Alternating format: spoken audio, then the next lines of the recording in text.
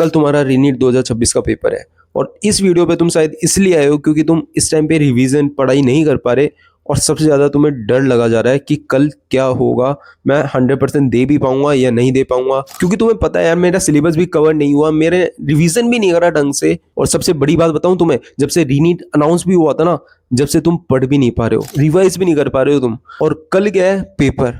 अब समझ नहीं आ रहा मैं क्या करूं। बहुत से नेगेटिव थॉट भी अपने दिमाग में आ रहे हैं कि क्या करना है, कैसे करना है, अपने घर वालों को फेस कैसे करूंगा, पेपर में क्या कर पाऊंगा क्या नहीं, ये सब तुम्हारे थॉट आ रहे हैं ना। तो इस वीडियो को पूरा देख लेना, जो तुम्हारे अंदर जो भी बातें चल रही है ना, मैं उसको चेंज कर दूंगा मेरे दोस्त। टेंशन मत लो, वीडियो को पूरा एंड तक देख लेना। चलो स्टार्ट करते हैं। 3 मई को जब तुम पेपर देके आ गए थे ना, तो तुम आंसर की मिला रहे थे या फिर तुमको ऐसा लग रहा था कि हाँ मेरा सिलेक्शन हो जाएगा, या फिर किसी को ऐसा लग रहा था यार मैंने अपना बेस्ट नहीं दिया, मैं रिवाइज नहीं कर पाया, मैंने सिलेबस कवर नहीं करा, मैंने हाई वेटेज वाले टॉपिक्स कवर नहीं करे। लेकिन जैसे ही पता लगता है कि पेपर लीक हो गया और रीनीट कंडक्ट होगा, तो कुछ लोग दुखी हुए थे, लेकिन मेजरली बच्चे खुश हुए थे। उनको लगा कि मेरे को अब थोड़ा टाइम मिल जाएगा और मैं अपना बेस्ट दे दूंगा। कैसे बेस्ट दे दूंगा? मैं हाई वेटेज वाले टॉपिक्स कवर कर लूंगा, मैं बायो ढंग से रिवाइज कर लूंगा, एनसीईआरटी चार्ट लूंगा, उसके पीवाईक्यूज ढंग से कर लूंगा, ताकि 360 में से 320 प्लस तो आराम से लेके आऊंगा उसमें बायो में। और फिजिक्स केमिस्ट्री में इतना कर लूंगा कि 80-100 नंबर दोनों में से आ जाएंगे, तो मैं आराम से 550 तक आराम से ले आऊंगा और मेरे को एक बीएमएस, बीडीएस, बीएचएमएस ये सीट मिल जाएगी। लेकिन हुआ ऐसा? नहीं, बिल्कुल नहीं हुआ। क्यों? क्योंकि अपन यार इतने मेंटली एग्जॉस्ट हो चुके थे ना, जब वो पता लगा अपन को रीनीट कंडक्ट होगा, तो अपने दिमाग में था कैसे क्या क्या करूंगा मैं, कैसे स्टार्ट करना है, क्या रिवाइज करना है, कुछ समझ नहीं आ रहा था अपन को। और इसी चक्कर में अपन ने ये रीनीट का जो टाइम था, 1 महीना 35 दिन सब व्यर्थ कर दिया, मतलब सब वेस्ट कर दिया। और अब आ चुका 21 जून, मतलब कल तुम्हारा पेपर है और अब तुम्हें लग रहा है डर। तो मैं तुम्हें वापस से कह देता हूं कि जो डर है ना, ये जब तक हावी है तुम पे, जब तक तुम ज्यादा सोचोगे। देखो, मैं तुम्हें सिर्फ एक चीज कहना चाहता हूं, तुमने मेहनत करी है, तुमने कितना भी पढ़ा हो, चाहे तुमने बायो ही पढ़ रखी हो, तो उसका रिजल्ट आएगा। जितना तुमने करा है उसका रिजल्ट आएगा। तुम फालतू की टेंशन लेके अपने दिमाग में रखो कि मैंने ये नहीं कर पाया, वो नहीं कर पाया, घर वालों को क्या बोलूंगा, यार दोस्त, कुछ नहीं होगा मेरे भाई, कुछ भी नहीं होगा उस चीज को सोचने से। सच कह रहा हूं, अभी रिलैक्स कर और जो मैं आगे बताने वाला हूं उस चीज पे थोड़ा ध्यान दे देना। लोगों को लगता है कि रीनीट सिर्फ एक एग्जाम है, लेकिन जो एस्पिरेंट्स है ना, जो नीट की तैयारी कर रहे हैं बच्चे, वो जानते हैं कि ये एग्जाम नहीं, ये वही एंजाइटी, वही डिप्रेशन, वही ओवर थिंकिंग है जो मुझे पूरी 1 साल झेलनी पड़ी थी। जब मॉक टेस्ट देते थे ना, तो मेरे मार्क्स जो है ना, कभी 200, 250, 300 पे स्टक हो जाते थे, है ना। और मेरे यार दोस्त के मार्क्स 500, 600। तो उस चीज से ही मैं बहुत डिप्रेस हो जाता था। इस चीज से भी, हकीकत कह रहा हूं मैं तुम्हें, ये फीलिंग है तुम्हारी अंदर की। तो मैं समझ रहा हूं तुम्हारा इस टाइम पे क्या फेस चल रहा होगा यार। वैसे बहुत सारे बच्चे ऐसे होंगे कि अभी ऐसा लग रहा हो कि भैया, मतलब बायो तक मेरे को ऐसा नहीं लग रहा कि मैं रिवाइज भी कर पाऊं, मतलब याद भी है मेरे को। फिजिक्स केमिस्ट्री की तो बात ही छोड़ो, मेरे को ऐसा ही नहीं लग रहा कि मैं बायो भी ढंग से कवर कर पाया हूं। क्या करूं मैं, मतलब कुछ समझ नहीं आ रहा मेरे को। एक बात बता देता हूं दोस्तों तुम्हें, इंडिया के हजारों बच्चे हैं ना, इस टाइम पे एग्जैक्टली सेम फील कर रहे हैं जो तुम्हारा दिल फील कर रहा है ना, सेम फील कर रहे हैं। अब थोड़ा पास में आओ और मैं मेरी बात सुनो ढंग से।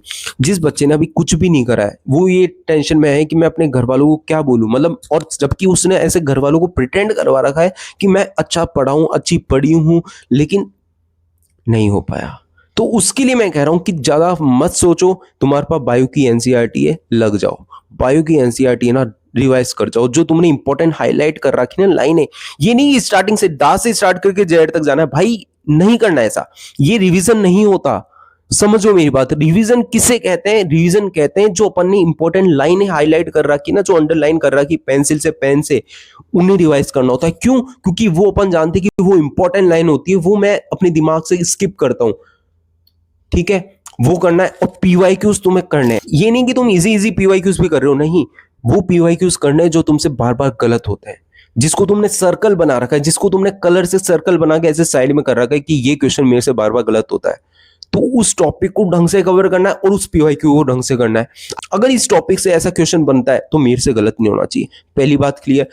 दूसरी बात ये, जो तुमने फिजिकल केमिस्ट्री और फिजिक्स के जो फॉर्मूले लिस्ट बनाई है ना, मतलब फॉर्मूले की जो कॉपी बनाई है ना, जो पेजों में लिखे हैं तुमने फॉर्मूले, उन्हें रिवाइज करना है, रिवाइज करके जाना है उनको।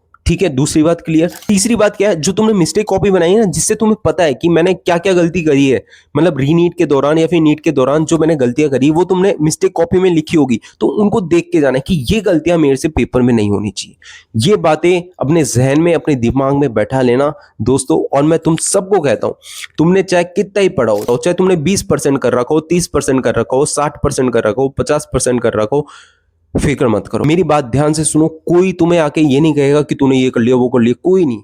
सबको भाड़ में जाने दो, सबको भाड़ में जाने दो। जो तुम्हारे नेगेटिव थॉट दिमाग में डाल रहा है ना, इस भेजे में डाल रहा है, सबको भाड़ में जाने दो। कोई मतलब नहीं है किसी से। तुमने जो करा है वो बेहतर करा है, तुमने जो करा है वो बेहतर करा है। मैं तुम्हें बार बार कह रहा हूं, तुम चाहे मैंने लास्ट के 10 दिन में ही मेहनत करी हो, लेकिन मैंने मेहनत करके अपना 100% दे दिया। बस ज्यादा फिक्र मत करो। रीनीट का पेपर दे के आना कल, और उसके बाद जो भी बात होगी अपन डिस्कस करेंगे। टेंशन किसी बात की नहीं लेनी। और जिस बच्चों को ऐसा लगता है ना कि यार नीट 2026 में मैं अच्छा परफॉर्म नहीं कर पाया, मेरे को चाहिए थी एक जीएमसी एमबीबीएस करना था, तो अब मैं नीट 2027 के लिए प्रिपेयर करूंगा, तो उसके लिए मैंने मेंटरशिप प्रोग्राम चालू कर रखा है। क्योंकि बहुत से बच्चे डिप्रेस्ड होते हैं भाई, एंजाइटी, डिप्रेशन, ओवरथिंकिंग में जूझते रहते हैं, निकल नहीं पाते उस चीज से।